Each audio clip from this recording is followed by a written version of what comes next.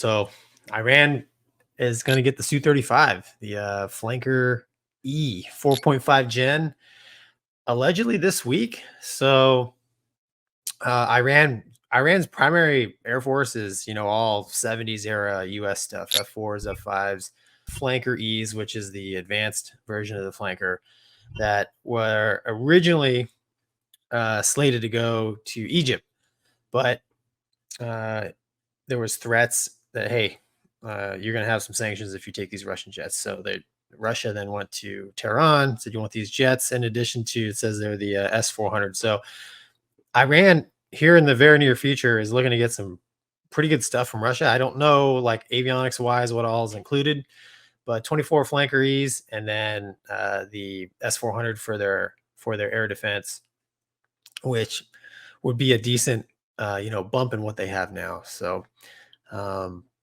yeah, it says S-400 can, track the F-35. So I think that's probably what they're afraid of, right? They want something that they want at least something that that has some sort of chance against 5th gen. Su-35 is, maybe Gen 4.5.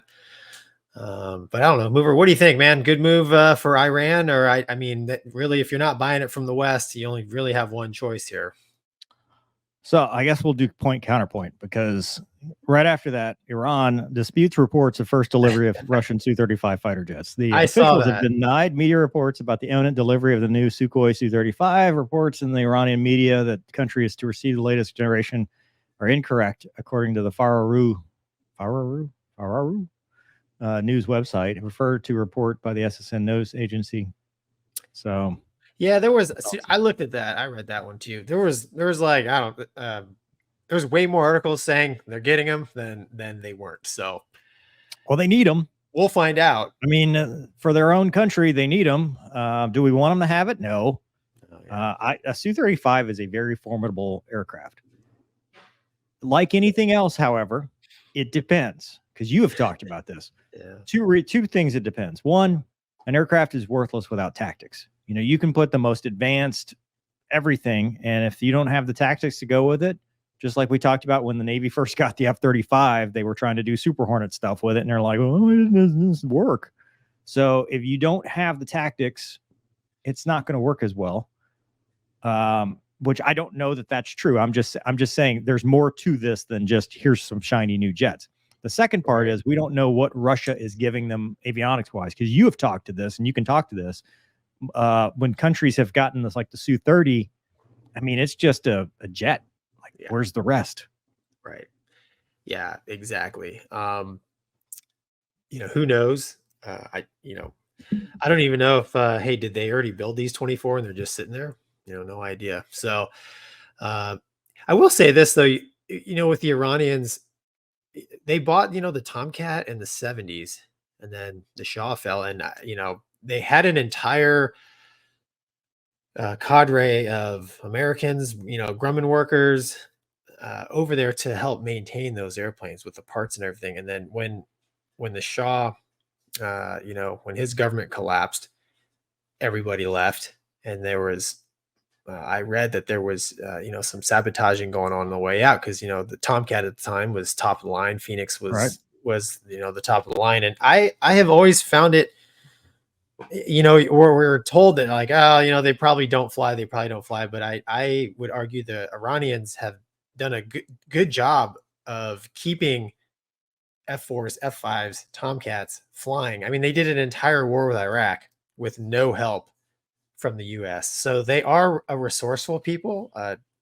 They're able to generate tactics. They're able to, their aerospace industry, at least for the older airplanes, is good enough to keep them flying. So even if Russia shortchanges them a little bit, I would argue they're probably still going to be somebody that you wouldn't want to take lightly. That's just my own observation. Yeah, never underestimate any adversary, but I will say is when it comes to adversaries, we have nothing against the Iranian people. Yeah, 100%. It's their dictators, the Shah, like the government that is keeping these people down, I think is the real issue. I mean, the Iranian people are all good. Yeah. By and large. Yeah. And the other piece to that too is Russia is in a war where if the reports are accurate, they're losing these jets. So we've talked about different countries canceling Russian affiliation and Russian orders because they're like, well, Russia's not going to provide these jets. So I almost lean towards I'm not going to believe that they're getting them until they get them, because where are they coming from? Where are these? Yeah, and if Russia, maybe they need them now. I don't know. Right, that's what I'm saying. So so somebody says the Ayatollah. Well, there you go. But I guess the point being is, show me where these jets are coming from, and show me why Russia doesn't need them, and that Russia needs to fund their war. So, but you can't produce unless Russia has unlocked some secret that no one else knows about. You cannot do everything. Right. If America were entrenched in a war with Canada, that would be very tragic. It's a movie with John Candy. But if we were in a war with Canada, and we were constantly like meat grinder with aircraft and people and stuff like that, even to fund the war, it'd be tough to sell your frontline, like our Block 3 Super Hornets. It'd be tough to sell those and say, we're going to give them to you next week. It's just hard to do. Yeah, there's a lot of angles, man. Could be like a proxy type scenario as well, but yeah, but hey, we'll find out. Yeah. Okay.